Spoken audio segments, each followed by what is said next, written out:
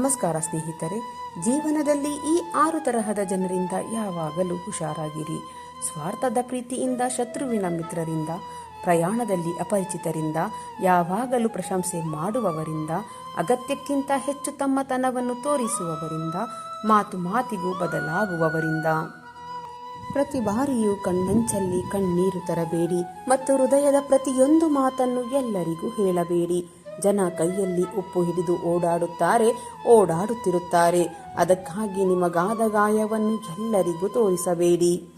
ಜನರು ತಮ್ಮ ಸ್ಥಾನದಲ್ಲಿ ಸರಿಯಾಗಿಯೇ ಇರುತ್ತಾರೆ. ನಾವೇ ಅವರನ್ನು ಸ್ವಲ್ಪ ಹೆಚ್ಚಾಗಿ ಒಳ್ಳೆಯವರು ಮತ್ತು ನಮ್ಮವರು ಎಂದುಕೊಳ್ಳುತ್ತೇವೆ. ನೀವು ಯಾರ ಹಿಂದೆ ಬಿದ್ದಿದ್ದೀರೋ ಅವರಿಂದ ಕೆಲವು ಸಮಯ ದೂರ ಇದ್ದು ನೋಡಿ. ನಿಮ್ಮೊಂದಿಗೆ ಮಾತನಾಡುವುದಿರಲಿ, ನಿಮ್ಮ ನೆನಪು ಕೂಡ ಮಾಡಿಕೊಳ್ಳುವುದಿಲ್ಲ. ಜೀವನ ನಗೆಪಾಟಲಿಯಾಗದಿದ್ದರೂ ಪರವಾಗಿಲ್ಲ, ಆದರೆ ಅಲ್ಲಿ ನಟಿಸಿದವರೆಲ್ಲ ನಮ್ಮವರೇ ಎಂಬುವುದೇ ಬೇಜಾರು. ನೀವು ನಕ್ಕು ಬಿಡಿ, ನಾನು ಚೆನ್ನಾಗಿದ್ದೇನೆ ಎಂದು ಹೇಳಿಬಿಡಿ. ಯಾಕೆಂದರೆ ಇಲ್ಲಿ ಯಾರೂ ಕೂಡ ಯಾರ ಕಾಳಜಿಯನ್ನು ಮಾಡುವುದಿಲ್ಲ ಮತ್ತು ಇದುವೇ ಸತ್ಯ. ಯಾವುದೇ ಸಂಬಂಧದಲ್ಲಿ ವಿಶ್ವಾಸ ಒಡೆದು ಹೋಯಿತು ಎಂದರೆ ಮಾತನಾಡುತ್ತೇವೆ, ಆದರೆ ಮೊದಲಿನ ಹಾಗೆ ಮಾತಿರುವುದಿಲ್ಲ. ಒಂದು ಮಾತಂತೂ ಸತ್ಯ, ಯಾರು ವಿಶಾಲವಾದ ಹೃದಯದಾರರಾಗಿರುತ್ತಾರೋ ಅವರಿಗೆ ನೋವು ಕೂಡ ವಿಶಾಲವಾಗಿರುತ್ತದೆ ಎಂಬುವುದು. ಸ್ನೇಹಿತರೆ, ಈಗಿನ ಕಾಲದಲ್ಲಿ ತುಂಬ ಕೆಟ್ಟದ್ದು ಏನಾದರೂ ಇದ್ದರೆ ಅದು ಹೃದಯದಿಂದ ತುಂಬ ಒಳ್ಳೆಯವರಾಗಿರುವುದು. ಜೀವಕ್ಕಿಂತ ಮಾತಿಗೆ ಎಲ್ಲಿ ಬೆಲೆ ಇರುತ್ತದೆಯೋ ನಾವು ಅಲ್ಲಷ್ಟೇ ಗೆಳೆತನ ಮಾಡಬೇಕು. ಕೆಲವು ಜನ ಮೇಣದ ಹಾಗೆ ಕರಗುತ್ತಾ ಸಂಬಂಧ ನಿಭಾಯಿಸುತ್ತಾರೆ. ಇನ್ನು ಕೆಲವರು ಸಂಬಂಧಕ್ಕೆ ಬೆಂಕಿ ಹಚ್ಚುತ್ತಾರೆ. ಅವರು ಹೀಗೆ, ಇವರು ಹೀಗೆ ಎಂದು ತುಂಬ ಚೆನ್ನಾಗಿ ಗೊತ್ತಿರುತ್ತದೆ, ಆದರೆ ಸಾವು ಹೇಗೆ ಎಂಬುದು ಮಾತ್ರ ಅವರಿಗೆ ಗೊತ್ತಿರುವುದಿಲ್ಲ. ನಾವು ಎಷ್ಟು ಸರಿ ಎಷ್ಟು ತಪ್ಪು ಎಂಬುದು ಇಬ್ಬರಿಗೆ ಮಾತ್ರ ಗೊತ್ತು. ಒಂದು ನಮ್ಮ ಆತ್ಮಕ್ಕೆ, ಮತ್ತೊಂದು ಪರಮಾತ್ಮನಿಗೆ. ಯಾವ ವ್ಯಕ್ತಿಯು ಅಳುತ್ತಾ ಕೋಪದಲ್ಲಿ ಎಲ್ಲವನ್ನೂ ಹೇಳಿಬಿಡುತ್ತಾನೋ ಆತನು ತುಂಬ ಪ್ರಾಮಾಣಿಕ ವ್ಯಕ್ತಿಯಾಗಿರುತ್ತಾನೆ. ಯಾಕೆಂದರೆ ಕೋಪ ಮತ್ತು ಅಳು ಮನುಷ್ಯನಿಗೆ ನಿಜ ಮಾತನಾಡಲು ಪ್ರೇರೇಪಿಸುತ್ತದೆ. ಈಗಿನ ಕಾಲದ ಸತ್ಯಾಂಶ ಏನೆಂದರೆ, ನೀವು ಹಣ ಮಾಡಿ ಜನತಾವಾಗಿಯೇ ನಿಮ್ಮೊಂದಿಗೆ ಸಂಬಂಧವನ್ನು ಬೆಸೆಯುತ್ತಾರೆ. ಅಹಂಕಾರದಲ್ಲಿ ಇರಬೇಡಿ. ಆಕಾಶದಿಂದ ನೆಲದ ಮೇಲೆ ಬರಲು ತುಂಬ ಸಮಯ ಬೇಕಾಗುವುದಿಲ್ಲ. ಎಲ್ಲಿ ನಿಮಗೆ ಹಕ್ಕನ್ನು ನೀಡಿರುತ್ತಾರೋ ಅಲ್ಲಷ್ಟೇ ನಿಮ್ಮ ಹಕ್ಕನ್ನು ಚಲಾಯಿಸಬೇಕು. ಜೀವನದಲ್ಲಿ ಸ್ವೀಕರಿಸುವ ಗುಣ ಮತ್ತು ಸುಧಾರಿಸಿಕೊಳ್ಳುವ ನಿಯತ್ತಿದ್ದರೆ ಮನುಷ್ಯ ತುಂಬಾ ವಿಷಯಗಳನ್ನು ಕಲಿಯಬಹುದು ಮತ್ತು ಏನು ಬೇಕಾದರೂ ಕಲಿಯಬಹುದು. ತಪ್ಪು ಅವರದಲ್ಲ, ನಮ್ಮದೇ. ಅವರು ಹೇಗೆ ಅಂತ ಗೊತ್ತಿದ್ದು ಅವರೊಂದಿಗೆ ಹೃದಯವನ್ನು ಬೆಸೆದುಕೊಂಡೆವು. ಮನಸ್ಸಿನಲ್ಲಿ ತುಂಬಾ ಏನಾದರೂ ಹೇಳಿಕೊಳ್ಳುವುದು ಇದ್ದಾಗ ಸಾಮಾನ್ಯವಾಗಿ ಮನುಷ್ಯ ಮೌನವಾಗಿ ಬಿಡುತ್ತಾನೆ. ಸಮಯ ಮತ್ತು ನಮ್ಮವರು ಒಮ್ಮೆಲೆ ಗಾಯ ಮಾಡಿದಾಗ ಮನುಷ್ಯ ಹೊರಗಿನಿಂದ ಅಲ್ಲ, ಒಳಗಿನಿಂದ ದೂರಾಗಿ ಬಿಡುತ್ತಾನೆ. ಜೀವನ ಪಾಠ ಕಲಿಸಿದ್ದು ಇಷ್ಟೇ. ಕೆಲವರು ಜನ ಏನು ಅಂತ ಗೊತ್ತಾದಾಗ ನಮ್ಮಲ್ಲಿ ನಾವೇ ಬದಲಾವಣೆ ಮಾಡಿಕೊಂಡು ನಾವು ಖುಷಿಯಾಗಿರಬೇಕೇ ಹೊರತು ಅವರನ್ನು ಬದಲಾಯಿಸಲು ಹೋಗಬಾರದು. ಸುಮ್ಮನೆ ನಮ್ಮ ಸಮಯ ವ್ಯರ್ಥ. ಯಾರ ಜೊತೆಗೆ ಎಷ್ಟರ ಮಟ್ಟಿಗೆ ಇರಬೇಕೋ ಅಷ್ಟರ ಮಟ್ಟಿಗೆ ಮಾತ್ರ ಇರಬೇಕು. ಎಲ್ಲರೂ ನಮ್ಮವರು ಎಂದುಕೊಂಡು ಒಳ್ಳೆಯತನಕ್ಕೋಸ್ಕರ ಏನಾದರೂ ಮಾಡಿದರೆ ಕೊನೆಗೆ ನಾವೇ ಕೆಟ್ಟವರಾಗುತ್ತೀವಿ. ಅಹಂಕಾರ, ದುರಹಂಕಾರ, ಅಧಿಕಾರ ಯಾರಿಗೂ ಶಾಶ್ವತವಲ್ಲ. ಅದು ಕೇವಲ ಸಮಯವಿದ್ದಾಗ ಮಾತ್ರ. ತೂತು ಬಿಟ್ಟ ದೋಣಿಯಲ್ಲಿ ನದಿ ದಾಟುವುದು ಒಂದೇ. ನಂಬಿಕೆ, ಮೋಸ, ಕಪಟ, ವಂಚನೆ, ನಂಬಿಕೆ ಮತ್ತು ದ್ರೋಹ ಮಾಡುವಂತಹ ಸಮಯ ಸಾಧಕರ ಸ್ನೇಹ ಮಾಡುವುದು ಒಂದೇ. ಇದು ನಿಮಗೆ ತಿಳಿದಿರಲಿ ಸ್ನೇಹಿತರೆ. ನಮ್ಮಿಂದಲೇ ಈಜು ಕಲಿತ ಕೆಲವರು ನಮ್ಮನ್ನೇ ಮುಳುಗಿಸಲು ಕಾಯುತ್ತಿರುತ್ತಾರೆ. ಈ ಪ್ರಪಂಚದಲ್ಲಿ ಎಲ್ಲರಿಗಿಂತ ಧನವಂತ ಯಾರು ಗೊತ್ತಾ? ಭಗವಂತ ಕೊಟ್ಟಿರುವುದರಲ್ಲಿಯೇ ಸಂತೃಪ್ತಿ ಹೊಂದಿರುವವರು. ನೀರು ಇಲ್ಲದ ಬಾವಿ, ದುಡ್ಡು ಇಲ್ಲದ ಮನುಷ್ಯ ಎರಡೂ ಒಂದೇ ರೀತಿ. ಯಾರೂ ಹತ್ತಿರ ಬರುವುದಿಲ್ಲ.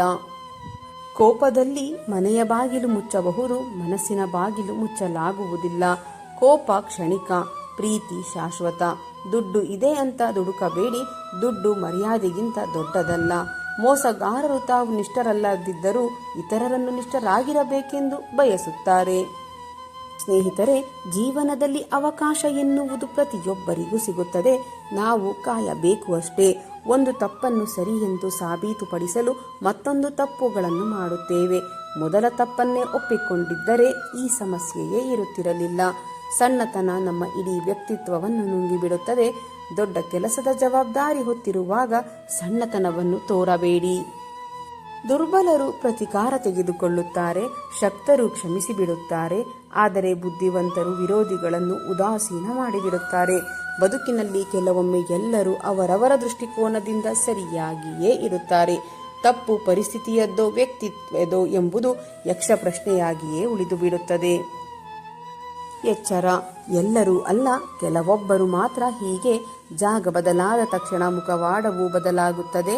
ಒಬ್ಬರನ್ನು ನಂಬಿ ನಾವು ಹೇಗಿರುತ್ತೇವೆ ಎಂದರೆ, ಇನ್ನೊಬ್ಬರು ತಮ್ಮ ಬೇಳೆ ಬೇಯಿಸಿಕೊಳ್ಳಲು ಹುಡುಕಿ ನಮ್ಮ ಹತ್ತಿರ ಬಂದಾಗ ನಾವೇ ಒಲೆ ಹಚ್ಚಿ ಅವರ ಬೇಳೆ ಬೇಯಿಸಿ ಕಳುಹಿಸಿದ ಮೇಲೆ ನಮಗೆ ಅರಿವಾಗುವುದು ನಾವು ಬೇಯಿಸಿದ ಬೇಳೆಕಾಳು ನಮ್ಮದಲ್ಲ, ಅವರದ್ದು ಎಂದು.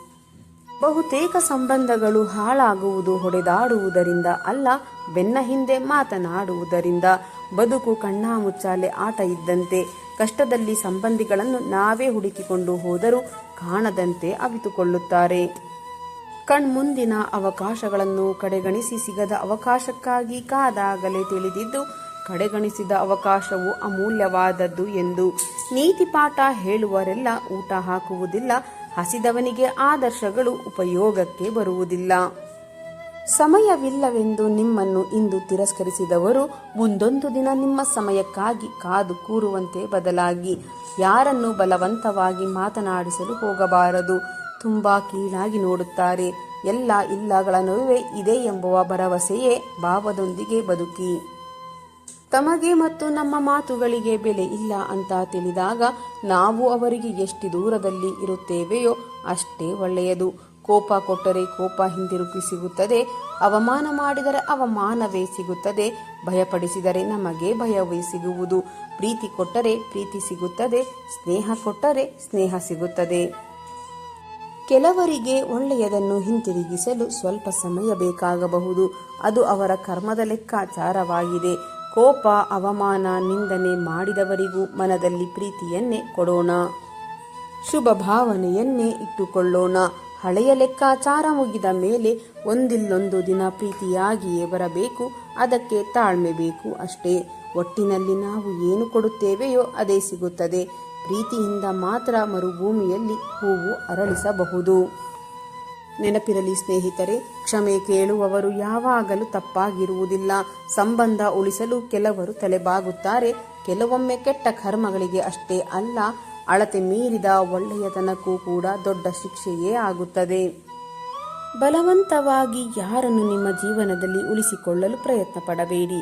ಇಷ್ಟ ಇದ್ದವರು ಅದೆಷ್ಟೇ ಕಷ್ಟ ನೋವು ಬಂದರೂ ನಿಮ್ಮ ಜೊತೆಗೆ ಇರುತ್ತಾರೆ.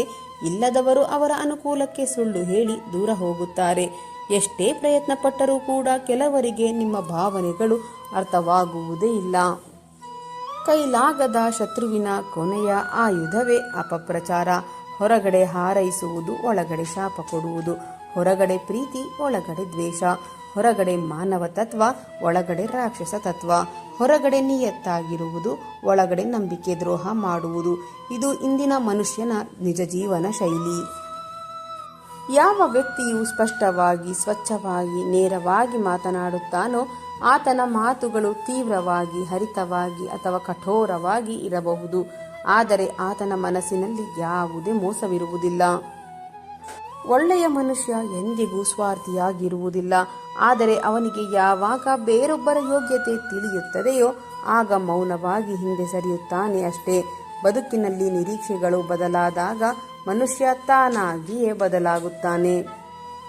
ಅದು ಅವನ ಗಟ್ಟಿತನವೂ ಅಲ್ಲ, ಅತಿಯಾದ ಅಹಂಕಾರವೂ ಅಲ್ಲ, ನೊಂದ ಮನಸ್ಸಿನ ನಿರ್ಧಾರವಷ್ಟೇ. ಬಯಸಿದ್ದೆಲ್ಲ ಸಿಗುವಂತಿದ್ದರೆ ಬಯಕೆಗೆ ಅರ್ಥವಿರುತ್ತಿರಲಿಲ್ಲ. ಅನಿಸಿದೆಲ್ಲವನ್ನು ಹೇಳುವಂತಿದ್ದರೆ ಮೌನಕ್ಕೆ ಅರ್ಥವಿರುತ್ತಿರಲಿಲ್ಲ. ಜೀವನದಲ್ಲಿ ತಪ್ಪುಗಳೇ ಆಗದಿದ್ದರೆ ಹೊಸ ಪ್ರಯತ್ನ ಪಡುತ್ತಿರಲಿಲ್ಲ. ಕಣ್ಣೀರೇ ಬರದಿದ್ದರೆ ನಗುವಿನ ಆನಂದ ತಿಳಿಯುತ್ತಿರಲಿಲ್ಲ. ಕಷ್ಟಗಳು ಎದುರಾಗದಿದ್ದರೆ ಜೀವನದ ಮೌಲ್ಯ ಗೊತ್ತಾಗುತ್ತಿರಲಿಲ್ಲ.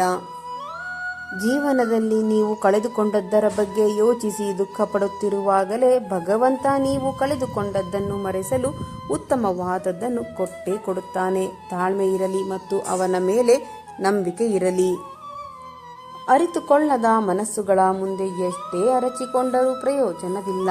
ನಮ್ಮನ್ನು ಅರಿತುಕೊಳ್ಳುವವರು ನಾವು ಮೌನವಾಗಿದ್ದರೂ ಅರಿತುಕೊಳ್ಳಬಲ್ಲರು. ತಪ್ಪು ಮಾಡಿದ ಮೇಲೆಯೂ ಅದನ್ನು ಒಪ್ಪದೆ ವಾದ ಮಾಡಿದರೆ ಅದು ತಪ್ಪಿನ ಮೇಲೆ ಮತ್ತೊಂದು ತಪ್ಪು ಮಾಡಿದಂತೆ. ಹೀಗೆಂದು ಮಾಡದಿರಿ. ನಕ್ಕರೆ ಅದೇ ಸ್ವರ್ಗವಂತೆ. ಹಾಗಾಗಿ ನಗುತ್ತಾ ನಗಿಸುತ್ತಾ ಪ್ರೀತಿಯನ್ನು ಸವಿಯುತ್ತಾ ಬಾಳೋಣ. ಬದುಕು ನಿಧಾನವಾಗಿ ಪಾಠ ಕಲಿಸುತ್ತದೆ. ನಿಮ್ಮತನವನ್ನು ಅಡವಿಟ್ಟು ಯಾರನ್ನು ನೀವು ಪ್ರೀತಿಸುವ ಅಗತ್ಯವಿಲ್ಲ. ಏಕೆಂದರೆ ಇಲ್ಲಿ ಯಾರು ಯಾರಿಗೂ ಅನಿವಾರ್ಯರಲ್ಲ. ಕಿಟಕಿಯ ಬಾಗಿಲು ತೆರೆಯಲು ಇಚ್ಛಿಸದವನು ಶುದ್ಧ ಗಾಳಿ ಬೆಳಕನ್ನು ಕೂಡ ನಿರೀಕ್ಷಿಸಬಾರದು. ಮನಸ್ಸು ಸಹ ಅಂತೆಯೇ. ಕರೆದುಕೊಂಡಷ್ಟು ವಿಚಾರಗಳು ನಮ್ಮದಾಗುತ್ತವೆ. ಸಾಗುವ ದಾರಿ ಚೆನ್ನಾಗಿದ್ದರೆ ಎಂದು ಗುರಿ ಮರೆಯಬಾರದು. ಗುರಿ ಚೆನ್ನಾಗಿದೆ ಎಂದು ಸಾಗುವ ದಾರಿಯನ್ನು ನಿರ್ಲಕ್ಷಿಸಬಾರದು. ಗುರಿ ಹಾಗೂ ಸಾಗುವ ದಾರಿ ಎರಡೂ ತುಂಬಾ ಮುಖ್ಯ. ಜೀವನದಲ್ಲಿ ಎಂಥದ್ದೇ ಕಠಿಣ ಸಂದರ್ಭಗಳಲ್ಲೂ ಈ ಮೂರನ್ನು ತ್ಯಾಗ ಮಾಡಬೇಡಿ. ಒಂದು ಕುಟುಂಬ, ಎರಡನೆಯದು ಹೃದಯ ಮತ್ತು ಮೂರನೆಯದು ಘನತೆ. ಜೀವನದಲ್ಲಿ ನಿಮ್ಮನ್ನು ತುಳಿಯುವವರ ಪಾಲಿಗೆ ಮುಳ್ಳಾಗಿ, ನಿಮ್ಮೊಡನೆ ಕೈ ಜೋಡಿಸುವವರ ಪಾಲಿಗೆ ಮೊಗ್ಗಾಗಿ, ಜೀವನದ ಪೈಪೋಟಿಯಲ್ಲಿ ನಮ್ಮತನ ಉಳಿಸಿಕೊಳ್ಳುವುದು ತುಂಬಾ ಮುಖ್ಯ. ಜೀವನದಲ್ಲಿ ಇತರರು ನಮ್ಮಂತೆಯೇ, ಅವರಿಗೂ ನೋವಾಗುತ್ತದೆ ಎಂಬ ಅರಿವುಳ್ಳವರು ಇತರರಿಗೆ ಯಾವುದೇ ಕಾರಣಕ್ಕೂ ನೋವು ನೀಡುವುದಿಲ್ಲ. ನೀವು ಇತರರನ್ನು ಎಷ್ಟು ಗೌರವಿಸುತ್ತೀರಿ ಎನ್ನುವುದರ ಮೇಲೆ ನಿಮ್ಮ ಗೌರವವು ನಿಂತಿದೆ. ಒಳ್ಳೆಯದನ್ನು ಕೊಟ್ಟಾಗ ಮಾತ್ರ ಒಳ್ಳೆಯದನ್ನು ಪಡೆಯಲು ಸಾಧ್ಯ. ಸ್ನೇಹ ಪ್ರೀತಿಯನ್ನು ಹಂಚುತ್ತಾ ಇತರರ ನೋವಿಗೆ ಸ್ಪಂದಿಸುತ್ತಾ ಸಾಗೋಣ. ಇದೇ ಸಾರ್ಥಕ ಬದುಕು. ಪ್ರತಿಯೊಂದು ಕಷ್ಟಗಳು ನಮ್ಮನ್ನು ನೋಯಿಸಬೇಕೆಂದು ಬರುವುದಿಲ್ಲ. ಕೆಲವು ನಿಜ ಸಾಮರ್ಥ್ಯವನ್ನು ತೋರಿಸಿಕೊಡಲು ಬರುತ್ತವೆ ಅಷ್ಟೇ. ಜೀವನದಲ್ಲಿ ಯಾವಾಗಲೂ ಸನ್ಮಾರ್ಗದಲ್ಲಿ ನಡೆಯೋಣ. ಅದು ಇತರರಿಗೂ ಪ್ರೇರಣೆಯಾಗುವಂತೆ ನೋಡಿಕೊಳ್ಳೋಣ.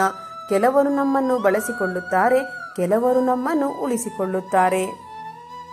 ಜೀವನದಲ್ಲಿ ಏನಾದರೂ ಸಾಧಿಸಿಯೇ ತೀರುತ್ತೇನೆ ಎಂಬ ಛಲವಿದ್ದರೆ ಸಾಕು, ನೀವು ಅರ್ಧ ಗೆದ್ದಂತೆ.